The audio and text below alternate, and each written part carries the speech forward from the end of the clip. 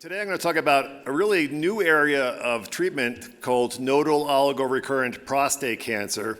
And this is becoming more and more common in the PSMA era. I'm not convinced I know the right answer for this treatment, but I think I know the wrong answer for this treatment, which is lifelong hormonal therapy. So with my patients, I try to avoid that and see if that we can make an effective treatment without lifelong hormonal therapy. And these are my disclosures. And so lymph node recurrent prostate cancer has been historically difficult to identify because the lymph nodes are really small in the early disease course, and we wouldn't find out until much later with traditional imaging. Newer PET agents are letting us identify these a lot quicker. Greater than 50% of men who have a PSA even less than 0.5 will get a PSMA scan and have a few lymph nodes in their abdomen or their pelvis.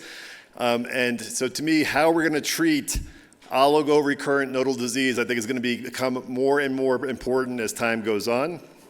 And so what's my definition of nodal oligorecurrent disease? I have a PhD from biochemistry at the University of Michigan, and when they say 5 or less nodes is oligo, I mean, is there really a difference between 5 lymph nodes and 6 lymph nodes? Biologically, they're probably quite similar, so I hate that 5 rule. So I disagree with strict cutoffs. I like this line: any volume of nodal disease that can be safely treated with curative intent. That way it opens it up to like treating people who have maybe 7 lymph nodes, but they're all in the pelvis or maybe at the abdomen and pelvis borderline. And this maximizes the number of patients that can actually benefit from this treatment. And this is a very favorable prognosis. These patients are going to live a long time. We know that radiating just the lymph node, is a nice treatment. The PSAs drop, but almost always the PSAs rise again at a later time, and is probably not the ideal therapy for these patients. We already talked about how you can use PSMA scans to guide radiation treatment fields yesterday. And when we think about this as prostate radiation oncologists, we really have to start thinking about what is the right way, which treatment volume should we be using for these patients.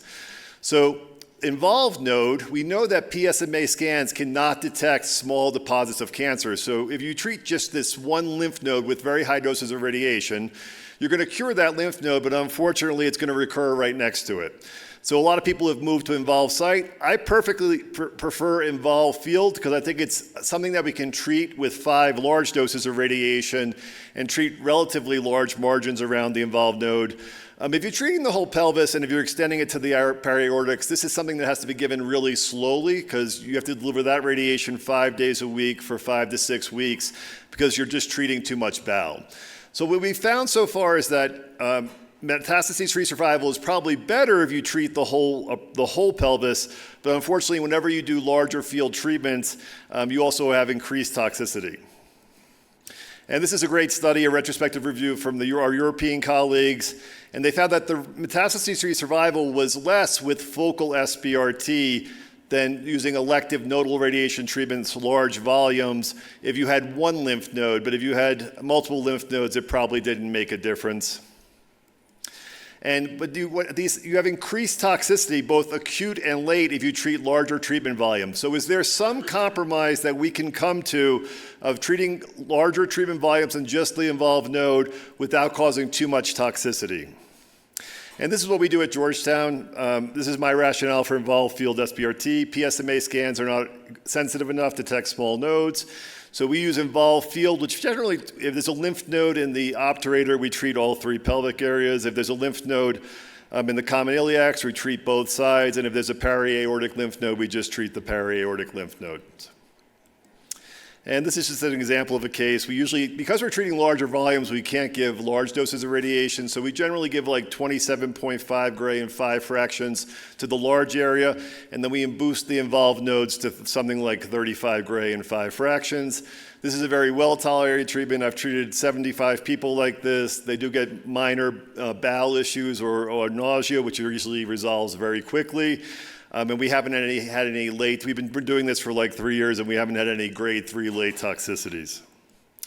But you have to realize there's dose constraints. We don't want to overdose the bowel. If we cause grade 3 toxicity in these patients with highly long life survivals, that's not a good thing. And we don't want to damage the ureter that runs right through the middle of the field. Now, a lot of these patients, even though you treat larger fields, will probably still progress usually 12 to 18 months after you treat them. So is there a role for giving adjuvant ADT with these patients to improve local control, also decrease metastases-free survival? I think the answer is yes. The question is how to give it. Patients with isolated, they live a long time. We have to keep them in remission. When I tell patients our goal is to kick the can down the road until you die of something else. I actually love intermittent ADT as a 55-year-old guy who's already starting to feel frail. I really like the idea of intermittent ADT. Intermittent ADT has been around for a long time. I'm pretty sure Crawford was one of the investigators on this study. And showed that, intermittent ADT is slightly inferior, but I mean, these lines are pretty close, and if there's anything that we can do to boost the intermittent arm and improve its cancer control, that would be a good thing.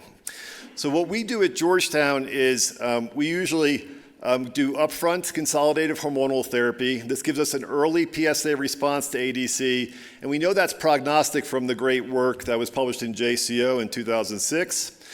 We utilize induction ADT as a therapeutic and a prognostic tool.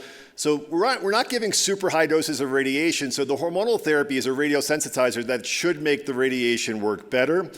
And the other thing about this is that we know that we can tell good actors from bad actors by their PSA response to hormonal therapy. So if you respond really well, then to me, maybe we can keep you doing an intermittent approach. If you respond poorly, then maybe we have to continue on lifelong hormonal therapy. So this is basically what we do. We do PSA, the PSA is rising. We get a PET scan. Of course, if it's negative, there's nothing to target. If it's high volume disease, I don't think it makes sense if someone has bone metastases to do this. But if it's just a few positive nodes in the abdomen or the pelvis, we give involved field radiation. We start intermittent ADT. If the PSA does not fall to 0.2 after 3, 6, 9 months of ADT, that's probably a bad actor, and they should probably go on to more aggressive systemic therapy. But if the PSA drops to less than 0.2, which is prognostic, we usually hold the ADT, and we watch the PSA and the testosterone every 3 months to see how it's doing. If the PSA goes above 1 again, then we order another PET scan, and this circle can go on several times. So patients with these treatments, are getting 1 course of this, 2 courses of this, 3 courses of this. And to me, theoretically, you could prolong the need for lifelong hormonal therapy for many years by doing this approach. And we probably will cure a small percentage of these patients. I'm not thinking we're going to cure 50%, but 10 to 20% can get really long remissions, and they might actually die of something else, and that would be called a cure. I've been really lucky to work with Pfizer and Myovant, now Sumitomo. I'm looking at, so what is the right hormonal therapy to use in this setting? So Dr. Crawford gave a great lecture yesterday about this new drug, Orgovix, which, it has nice characteristics. Your testosterone goes down, then it comes back up. There was another great talk about enzalutamide today, about using enzalutamide in high-risk castrate-sensitive patients.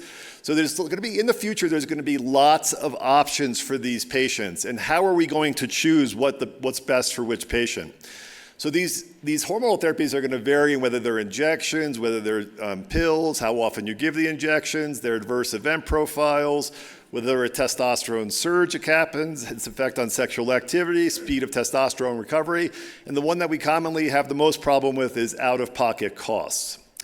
So we did a discrete choice experiment. We enrolled 300 patients and asked them questions about different hormonal agents that, which ones that we'd combine them differently, and the patients came out with preferences, and what they found is, not surprisingly, to elderly men, cost was the most important. But we also found that, how often the medicine is taken and whether it's pills or injections was really important to men. I mean, I was actually a little bit surprised that it was that important. I actually thought that return of sexual activity or return of testosterone level would be more important, but they were moderately important.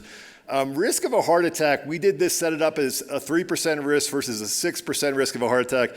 They didn't seem to care about that, which was kind of odd, I thought. And no one really cared about the temporary flare in testosterone. We also were able to identify subgroups of patients. So when you're talking to a patient, every patient's going to have its slightly different opinion. So we found some patients that favored less impact on sexual activity, but faster THC rebound. Some people favored infrequent AD injections, slower T rebound, and lower out-of-pocket costs. Some people favored once a pill, but there were an older set of patients that were Medicare that mostly favored just low cost. So when you're choosing therapy, hormonal therapy in this setting, I think we're going to have to think about also like effectiveness, but also quality of life. And I want to thank Dr. Crawford for having me at this meeting, and I'm sorry that I have to leave early. But if you guys have any questions, I love answering emails. Thank you for having me today, and enjoy the rest of your meeting.